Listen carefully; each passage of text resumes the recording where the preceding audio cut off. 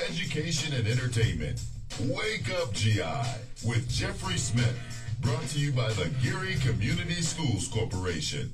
All right, everybody, we are back. It's a very, very beautiful Tuesday. It is a little bit snowy outside right now. As I said, we got you a little bit early weather, but we will get to weather and traffic in just a bit. As I said, if you're just getting started today, just give yourself a little extra time. You're going to need every bit of it. And shout out, as we were giving a shout out to Mayor Bill over in Lake Station, to all the other mayors and city officials out there that tune in with us in the morning. I know you've got your crews and your trucks out there. Shout out to my guys over at General Services in the city of Geary. I know they listen every morning. We appreciate it. As I said, we've got to go out there and give them a little bit of time. Make room for the salt trucks. That's how they work. They need their space. All right. As promised, we've got a beautiful, beautiful show today. Our guests are in studio. They've braved the elements to come here today to give you some good news. And of course, they represent the wonderful University of Indiana, University Northwest, one of our good friends and supporters. We always appreciate when they come on here. And these two wonderful people have always supported the show, and we appreciate it. I'm going to let them introduce themselves. Go ahead. Ladies first.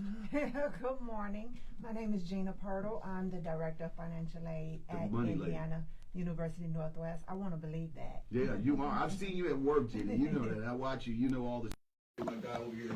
Go ahead. Introduce yourself. Good morning, Gary. Antoine Hawkins, Admissions Counselor at Indiana University. Yeah, Antoine, and good to see you both once again, and thank you for going out here. I know it's still early. It's the roads are still a little bit dicey in certain areas, so we appreciate that.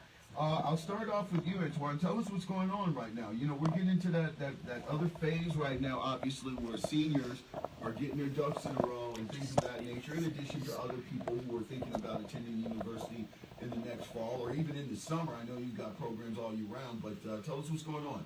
Well, we have a lot going on, but one thing I do want to mention to all seniors, like, those applications need to get in right now. Yes, they should have been in yesterday. You need to start applying. I know, speaking with some students, they're saying my counselor will work with me after the break on putting the applications in. Do not wait till after the break. Right. Good rule of thumb, seniors, you should already have acceptance letters before Christmas break. That's the rule. You should already have letters coming in. So if you're waiting until after the break in January to start applying, you're behind the 8-ball.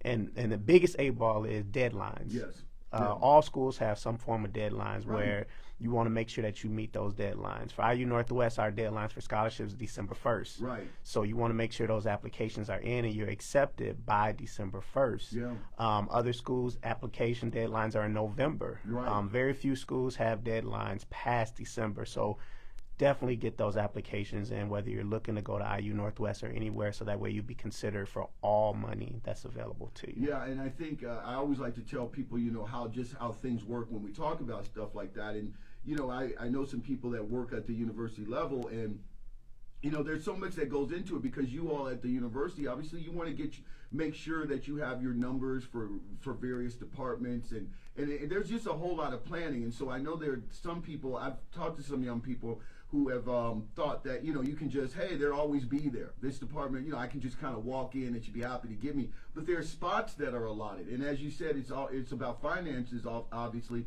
but it's also about, you know, space in the professor's class and, you know, just the whole little thing. And so I like people to kind of go out here and be counted, because it's a lot easier that way than to go out here and have them try to fit you in, or, you know, maybe be the odd man out without a chair. Absolutely, absolutely. So the earlier the better, but good rule of thumb, seniors, you just want to make sure that you have those applications in so that you're getting those letters prior to Christmas break. Yeah, now let's go over to you, Gina. I know there's some deadlines here because you got your stuff, you got your paperwork ready, but you are the financial, you're a financial whiz, and I hear something all the time. FAFSA, is that what we should be, is that what, that should have been done yesterday too, I assume? Well, unfortunately, the FAFSA is not even available. It's the over. 24-25 FAFSA has not opened up yet. Wow. Right. So generally every year the FAFSA is open October 1. Yeah, what happened? government happened. Oh, Okay.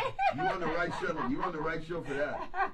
No, so actually, the FAFSA Simplification Act was incorporated, and they've been phasing in this particular FAFSA Simplification Act. So at the beginning of this act, which was about 2020, it passed in 2020, but they started phasing in 2020, that they stopped taking into consideration if you had a drug conviction. Right. Or if you didn't sign up for selective service by the time you were 18. All of this is part of the Future Act and FAFSA Simplification Act. Right. They've been phasing it in since 2020. Well, 24, 25, the law states it has to be fully implemented. Wow. And the Department of Ed has not fully implemented it. And so they could not have it available for students as of October 1. Oh my God. What's that doing to the landscape? Is OMG. Yeah. And that's big OMG in the FAFSA world. I am who I am as it relates to financial aid. Yes. But the people in my community are more vicious than I am. Yeah. Right? Yeah. And they are not happy I can because imagine. this does change the landscape. So we don't know a date it's going to be open. By law, it has to be available before January 1. Yeah. So the Department of Ed is telling us we'll have it open by December 31st. So you literally have students out here in limbo that really just don't, they've gotten all their ducks in, but they're just waiting on this before they can even pull the trigger and move forward. Right. They're waiting on the FAFSA to open up. And these, that I'm website's going to about- crash. It will. It's going to crash whenever on it December. opens. Yeah. Whenever it opens. So we're hoping it opens before December 31st. They told us by December 31st. We're hoping we get it open before then. But it's certainly possible that we'll be out on holiday break Of when course. it does open. And so that's where we are. That pushes everything behind. So give you an example. I ran a report the other day. By November 27th of last year, we had over 600 FAFSA from new students. Right. Over 1,000 overall. The rest were returning students, but new students had submitted over 600 FAFSAs by that day. Exactly. And as of today, for 24-25, 0 FAFSAs because it's not even open. Right. And so, in previous years, since I've been at IU, we've mailed out our first financial aid notifications to students, to our freshman students, before we left on break in December. That's simply not possible this Now, year. what are people in your position are equal in your position, your counterparts at various universities in higher education? I mean, what are they saying about this? Have you all had like Zoom meetings? Are you on the phone? Because it couldn't happen at a worse time, and I'll tell you why. Because number one, we're getting into a presidential election cycle. And so right now, these kind of things can be used for political gain. Listen, I a lot of my audience knows what party I rock with, but the Republicans who right now we're pushing and they're pushing to kind of go into office, they're not really big fans of the Board of Education right now, and so I can really see this being kind of used as a little bit of a pawn, unfortunately. So. I mean, it couldn't happen at a worse time. What are they saying in higher education about this? Is everybody frustrated? More than frustrated, because to add insult to injury, the Department of Ed went on to tell us just recently that even though students will be able to submit FAFSAs by December 31st, colleges and universities will not receive the output until the end of January. Oh my goodness. And so at that point, as financial aid administrators, we still won't know anything as far as who submitted a FAFSA. And it's such And when big they say changes output, this they're year. talking about funds. Well, output as far as what the students Okay. submitted, so that we can see it, so that we can award them based on what we see. Right. We won't be able to see anything. Oh my goodness. And so the other big change this year for FAFSA, besides the FAFSA not being open by October 1, is they're changing the entire landscape. So understand that FAFSA simplification, the FAFSA used to be 103 questions, is now down to 49 questions. So that was the whole purpose, of this change. Right. Right. And so when you change it that much, that output is going to change. Of course it is. And so when that output change, we have software that we use for that output. Right. So software companies also are anxious to see what the results of it is. Right, because they might have to work some bugs out. They are. Yeah. You know, they are. We have to every year since they've been doing these changes. Oh my goodness. As they remove questions or change questions, we have to make changes with the software as well. So besides that, Yeah. I always used to talk about the expected family contribution. Okay. The EFC is what we call it. Right. That's the output we're looking for. That determines everything. Now that expected family contribution is what the family can afford to pay? Or what they expect to Okay. pay for the year for their child Right. to go to college. Right. That is going to change to what's called a student aid index. Oh. And so The government. the student aid index can be as low as negative 1,500. Yeah. Because they're using it based on poverty guidelines. Yeah. So what's why not just go net zero? What's negative 1,500? Right.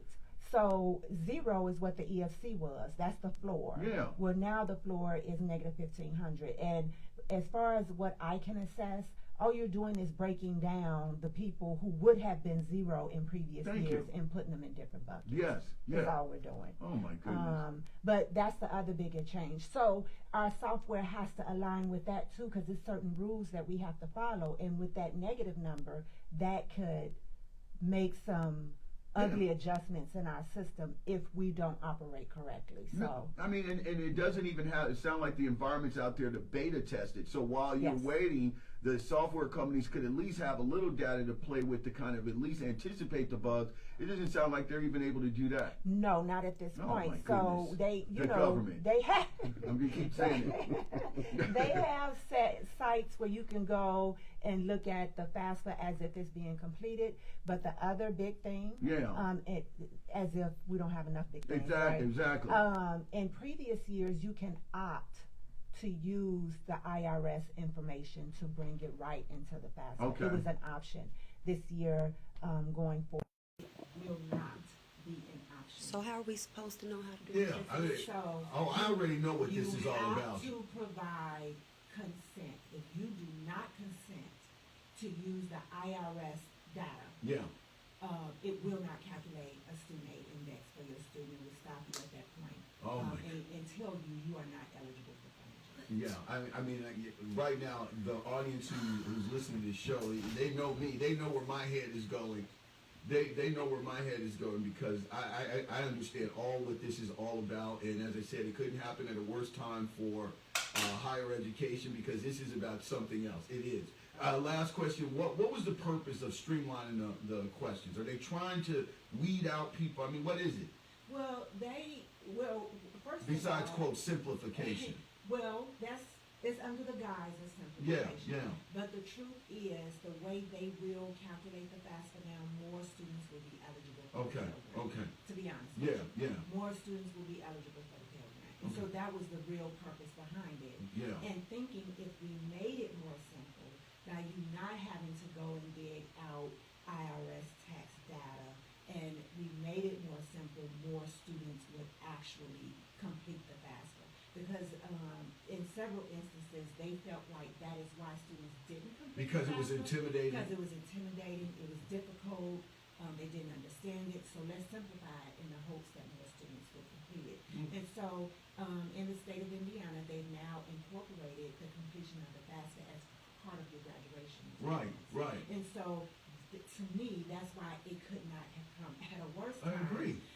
When the state of Indiana has made this a requirement for seniors in high school. And so where does that relegate people who are, not only, experts in your field doing what you do, but, you're also a little bit of a navigator. I mean, this kind of, it seems to me that this is kind of, I don't want to equate it with like artificial intelligence and anything of that level, but it's kind of taken a little bit of the humanity out of it, because if I'm going out here and I'm navigating, I also might have other questions that pop up that you can give me information about in your experience. I don't just want to sit there and answer 49 questions or something and kind of go into an area and still be a little confused. It's just a lot of nonsense, if you ask me, because it takes you out of the equation. Yeah. So no. It doesn't. Is it less work for you? I mean, I can assume do you like it? It's going to be the same for us. Because we're going to make ourselves available to whoever may need the help. Yeah. And so just November 30th, that was a Thursday, I I was at Lake Central High School Oh, for financial aid night, and those parents came out. nice. Okay, and they wanted to know, and they asked questions upon questions. Oh, upon that's Lake questions Central, about right? it all. Yeah. Yeah, and so we're there to help. Good. But also we're going to have an event on our campus February 25th. Right. The FAFSA will be open. Fingers crossed. Right. And we're inviting students and families out to complete the FAFSA at our College Goal Sunday event, which is February 25th. Yeah. Like I said, I mean, it couldn't happen at a worse time. And then another date that comes in my mind, January 16th or somewhere thereabouts, we're probably going to be dealing with another government shutdown, and then trying to get a new stopgap bill. And of course, all that affects the Board of Education. I mean, Department of Education. Just an absolute mess. But you all persevere, and that's why you get the big bucks. Let's go back over to you, Antoine. And so as we do, as you were talking about, at the beginning, when we're getting close to that. Well, we're past the witching hour when it comes down to getting out here and applying. So what's IUN looking like in this oncoming year? I mean, are you making yourselves available, obviously, to the seniors who are graduating, but what about students who are, maybe they took a gap year, or maybe people want to continue their education? What does it look like for 2024? Well, as usual, IU Northwest, we're always open. You're always So open. The mission is always open for students. They can come in, speak with myself or one of the admissions counselors. Any questions they have, they can apply on the spot. If they need assistance with financial aid, we can take them over to financial Right. aid and they can meet with them. So at any time, if you need any assistance at all, IU Northwest is willing to help. For those students who have not applied, don't be discouraged. You can still apply to the university. Those deadlines are just for the scholarship opportunities. But there are additional scholarship opportunities. And then, of course, you do have your Pell opportunity Right. for those students who are 21st century scholars, Yeah, things of that yeah. nature. So there is other funding available for students. So I don't want you to be discouraged and say, well, I missed the deadline. Exactly. I can't apply. You can still apply at our website, iun.edu/apply for free. It'll take you maybe about 20-30 minutes, depending on how fast you can type. Yeah, take me about 45, but we're not talking about me. Let me ask you this, because one of the things that I think you and I talked about before, and a while ago I ran into you all's president, and I also talked about it all the time with Dr. Freak. I mean, one thing I'm specifically giving credit to IUN is you all's ability to kind of pivot and adapt. I mean, you all do it very well, and I'm talking about even with your namesake down in Bloomington. With the way things are changing as far as the view of higher education, you all are a lot more nimble. I mean, these other institutions are kind of like, I'm here, just come to me if you want. But you all have to make adjustments. You're competing in a very saturated market. You've got, and you've got places like Ivy Tech and all these other things out here. So how are you all dealing? I want to ask you from an admissions standpoint, because right now, because we talked about on this show, you and I have talked about it before, our economy right now with the millennial specifically is really moving towards a skills-based economy. A lot of younger people, and I don't hate them for this, to be honest with you, have gone out here and have made business decisions that they're not going to start off their life in debt. They're just not. They're going to go out here and invest in themselves for a couple years, get some certification, and go into the job market and kind of get, work in that direction. And employers are looking at that. So how does the traditional college university now, how are you all dealing with that? What are the admissions numbers looking like? Because as I said, these Gen Zers, I'm always taking shots at them a lot of times, but I do have to appreciate the way that they've targeted the gig economy. They figured out how they want to go into the economy. They're not looking at working at a place for 20, 30 years. They're really just trying to move around and do what it is their objectives are. And so that kind of breeds itself or lends itself to a more, kind of more vocational type of way of looking at things. So go ahead. So I'm not opposed to vocational school. Right. I mean, I know we talked about that a lot here on this. But one thing that I do want students to understand is when you're going to college, you're not going to college just to get that degree. Right. It's not just about getting agree. that piece of paper. So you're gaining so much more from critical thinking skills to networking opportunities. I mean, there's so much more that you gain by actually going to college Right. versus jumping right into the workforce. I've told my story. I Yeah. was one that went into the workforce You have. and was like, this isn't it. Let me go on and get that piece of paper Yeah. and those other skills that come with that. But one thing that IU Northwest is doing is that we're making that prestigious IU degree affordable Yeah, for students. yeah. So coming to our university, you're looking at a tuition where it's going to be about $8,000 per year, right, to get that education. So with scholarship opportunities, Pell, other grants, and things of that nature, it's a good possibility for you to come to our school with very little debt or no debt. In many cases. I've seen students who have the opportunity, who were 21st century scholars, who pay nothing, forfeit that opportunity because they don't want to go to college. And it's heartbreaking because I see other students who don't have those opportunities, who wish that they could take advantage of those opportunities. So that's some of the things that IU Northwest is doing, is trying to keep the cost of college down, because we do know that is the narrative. The college is just a waste of time. It's really experience. You're going to have a lot of debt, etc. But see, this is why, and when you were last here and we were talking about the student life, and you were naming a lot of the organizations, and I was asking what it looked like. This is why I kind of single out Indiana University Northwest, and I want to be specific about that. I've got friends, my family, my mom and dad, both attended graduate school at Bloomington, and I appreciate Bloomington and things like that. But I got to tell you that I'm also a little concerned about the very element that you just described that I appreciated at college that's plaguing these universities, and that is that there's not a lot of critical thinking going on. There's not a lot of debate of ideas. A lot of these campuses now are turning into indoctrination centers, and what I mean by that is there's and I'm not going to get into my politics about participation trophy children who grow up to be participation trophy adults, but there's not a lot of room for debate. And so the critical thinking aspect, which is what you get out of a university, you're supposed to be uncomfortable, you're supposed to ask questions, you're supposed to be challenged, that's kind of taken away. And I think that some of these younger generations they don't want any part of it. And unless there's something out there, they're over here just trying to, I guess, do what makes them feel good, or go after, getting a job and, being able to travel or whatever. But as I said, your university, because I've spent a lot of time over there, and I know people that go there, and I've talked with you, it seems like you all embrace the culture and you embrace life, and there's so much diversity. I mean, I never really paid as much attention to IUN when I was growing up and things like I had a couple of AP classes, but since I've been out and since I've been kind of working with various organizations over there, it's amazing to me about the different groups and things that are going on in that little campus over there. It's absolutely awesome. So I think you offer everything that you just got through selling. Yeah. Go ahead. Well, I have to say this too, as it relates, again, I'm with you. I'm not opposed to anyone going to get a certification to get into the job market, but it's some things you cannot do if you don't have a 4-year degree. You cannot get this that nursing degree that they get over there. There's people who want to get a bachelor's degree in something else and come back and get their second degree in nursing. Right, because they want to be on a certain nursing track, and you can only get on that track with a bachelor's degree.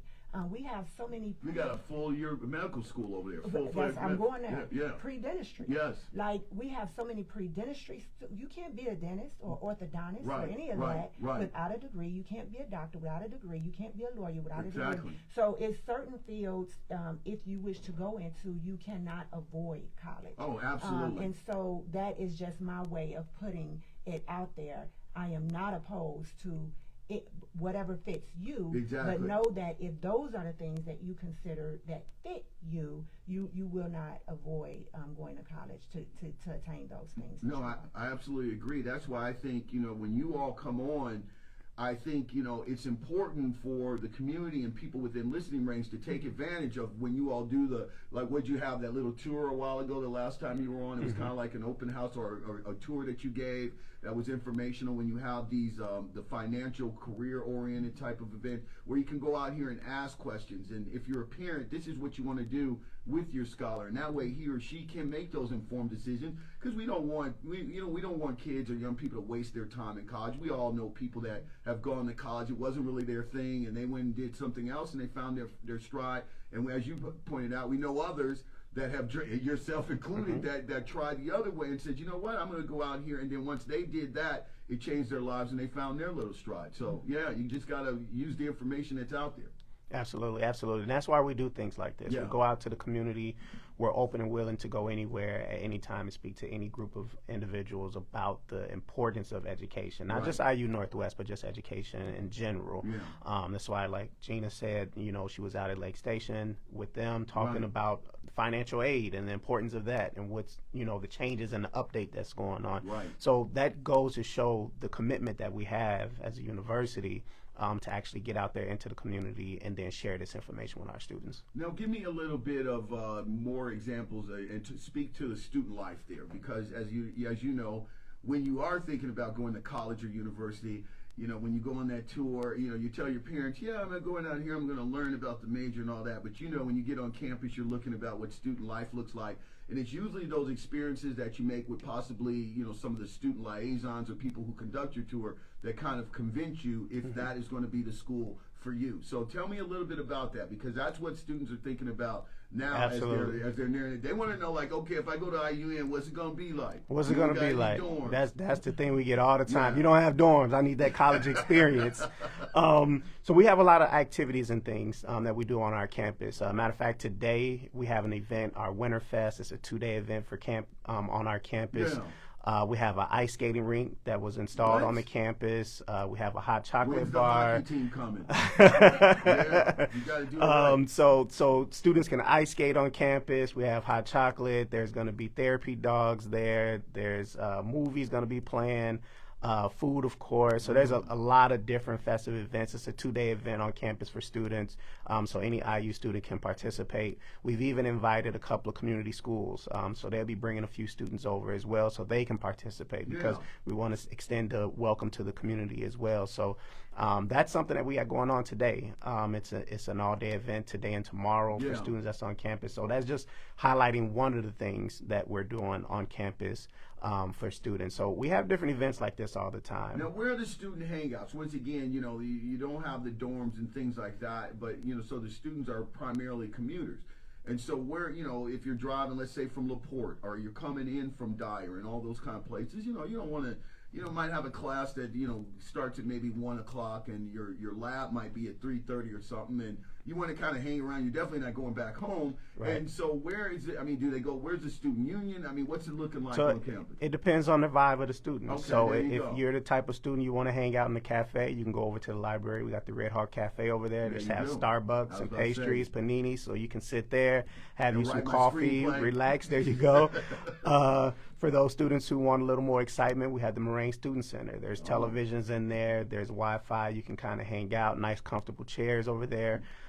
We have the lobby area of Hawthorne Hall where a lot of students kind of study at. They do. Then, of course, you have the library area. So there's plenty of areas. And then we also have a new game room that we're getting ready to build on campus. So because of the request of the students, and that particular request was we need a space where we can hang out. Right. They decided to put a game room. So they're actually PS5? well, I don't know if they're going to be those games. I know they have arcade games. Okay. There's pool table, ping I see pong what you're tables, saying. foosballs. But there may be some you're gonna have to have a PS5s game in there. and some Xboxes in there. Exactly. There may be a few of those in there as well. Yeah, that sounds So that's cool. under construction right now. Yeah, all right. It's only for students. It will be You for don't have students. straggler radio hosts hanging It, out. it will be for students. You can enroll in a class, and then you can participate in that as well. Yeah, that sounds absolutely awesome. I want to go back to you, Gina. I mean, as we were saying, we're coming into 2024. You laid it out about just the, where we are right now at that fast, but that's still blowing my mind. I'm gonna have to wrap my mind around it. But what are some dates and what are some things that parents and scholars should know though going into the new year as they get ready? What should they be getting their ducks in a row for? Well, this is the thing. One of the bigger things too with the FAFSA is you have to have that FSA ID and password, that Federal Student Aid ID and password before you file the FAFSA. Yeah. And some of You all with those anagrams in the oh yeah, financial. isn't it? I know. That's a lot, but go ahead. And so, we're the only Hispanic serving institution of the IU brand. Of all the Really? IU campuses, IU Northwest is the only Hispanic serving institution. And with that comes parents that may be undocumented. Right. And so with those undocumented parents in the past, if they couldn't add themselves to the FAFSA, we could print it out, allow them to sign it, and as financial aid administrators, we could submit it electronically on their behalf. Right. Well, that's going away since you have to consent to the IRS to file the FAFSA. And so, this in is that causing case, so many problems. It is. And so what the Department of Ed is doing is saying if you don't have a Social Security number, you're undocumented, you click the button to say I don't have a Social Security number as an undocumented parent, and you can go ahead and identify yourself through other means. And so you may have had to do this before where they say, do you recognize this address? This should be an address from your past. Or do you recognize this employer? This is an employer from your past. You have to answer those things correctly. Now, how do they do that when you don't have a Social Security number? With your birth date and your name. Oh, wow. And you may even have a taxpayer ID number as well. Right, because of your work status. Correct. Right. Correct. And so you would enter those things to be identified as a parent. And so that takes up to 3 days. Oh my goodness. And so you must have an FSA ID and password validated before you can file the FAFSA. So there was once upon a time a family could come into our office and we'll do it all that day. Get their FSA ID and password and submit the FAFSA. Those days are gone, right? Oh my goodness. And so with this 24-25 FAFSA, we're imploring everyone to have a FSA ID and password before the FAFSA opens. So when it does open, they can complete it. Oh my goodness! You know that site's going to crash. It's not even funny. It has been very, very informational. As I said, I'm still wrapping my head around some of this stuff, but I want to kind of give you all the final word before I let you go. Tell us some other things that we need to know concerning. I'll start once again, ladies first. Anything else we need to know, Gina? No, just be on the lookout for it. I'm as concerned for the new students as I am for our returning students. Yeah, absolutely. This is out of the norm for them, right? And so we're having communication with our students and letting them know that as soon as we know anything, like we will let them know. So we're going to sound the alarm when that FAFSA opens. Now, will they be able to continue going to school and all that does this interrupt any of the continuing students? It doesn't really mess with them? No, because their school year is already paid for. Correct. Okay. And so that 23-24 FAFSA is what we're working off of now. Right. 24-25 is for fall of 24 and spring and summer of 25. And so it's a waiting game. The other thing is, the state is saying their deadline is still April 15th, but based on past experience, they're likely to push that deadline out. And so for our 21st century scholars, we still want to encourage you, once that FAFSA opens, to still try to get it in before that April 15th deadline. This past year, the state came back and told us, you know what, we're going to accept all FAFSAs up until June 30th. Right. And they just keep changing the date. They'll change the date because they don't want to hold on to the money. They want to spend the money. Exactly. Right? Because if they hold on to the money, they're going to lose the money. Exactly. No, you're absolutely right. We go through that where we are, me and Dr. Frank. When she doesn't spend enough of her money, that CFO, she'll take the money. Exactly. So no, we're going to redistribute these scholarship dollars to make sure we spend them because we don't want to lose it. Exactly. Right? And so that's it's the key all to in a the good name budget. of helping, helping students. We want them to get through college with as less debt as possible. The other thing is, in 2022, I don't have the 23 numbers yet, but in 2022, 42% of our students graduated with no debt. Absolutely no debt. This is why you two are an awesome team, because I'll be honest with you, and it's not like I'm out in the marketplace looking for colleges anymore or anything like that, but as we were just talking about with the perception, I don't hear colleges advertising no debt like you all do. I mean, that's the one thing I think. I hope your colleagues at IUN and the Indiana University Network appreciate that, because you all are selling college that in a language that I think some of the younger Gen Z people would like to hear. I mean, most of the time you look at these universities and the first thing you think about is, oh my God, if I go over to Stanford, I'm paying $95,000, $98,000, and I'm going to come out and with a bachelor making $54,000, and I'm going to be $40,000 in the hole, or $96,000 in the hole, trying to pay this. When I'm all, my ceiling right now with a bachelor is only $54,000. So you all are coming out here basically selling the fact that you can go out here, better yourself, put yourself in a position to be competitive, get a job, and basically walk away like you came in. with zero debt. With zero debt. Yeah. And so it's people I that just pay. came up with you all's brochure, by the way. It's people that's pay, it's just not you. Right, It's right. somebody that's willing to pay, it's just not you. And so when you file a I like FAFSA, that. you're telling somebody else, you telling people you want someone else to pay. Right. Now, I don't want to pay, I want someone else to pay. Right. So that's the federal government paying, that's the state government paying. Yes. The money is out there to pay for you to go to college. You don't have to pay, especially if you're a person without means, Right. to pay. And so, we're going to always tout no debt, 42%, that's huge. It's huge. absolutely huge. It's a game changer. That's why I said I've never heard, and I'm not saying nobody else does it, but I've never heard anybody kind of lead with that, because you're definitely speaking to the people, the younger generation. Last word, go ahead, Antoine, please. Yes. So we have a virtual sleigh ride coming up. Virtual sleigh ride. This is a virtual tour that students and parents can take. So in the warmth of your home. So if it's a day like this, you don't want to come outside. It's a student-led tour. We have 2 dates: December 21st and December 22nd. Yeah. It's virtual, so like I said, you'll be at home. All those who register and attend will receive a free gift.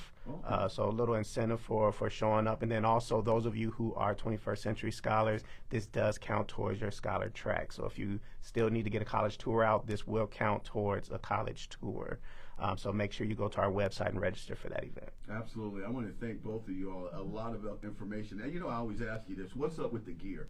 You come up in here with all this IUN gear. Doesn't he really sports it. Do they make this for you? Do you have a designer, or is this bookstore stuff? Man, I wish I had a personal designer. No, all of our gear you can find at our bookstore. Yeah. When you come to our campus and you come to admissions to any event, whether it's a tour or an event that we're hosting, you also receive a 20% off coupon. So if you like the things that you see me wear when I'm here, or if you just want some IU gear, just come get a tour, come visit, get your coupon, and go use it to the bookstore. Yeah. For those They've of you, never given you a swag bag?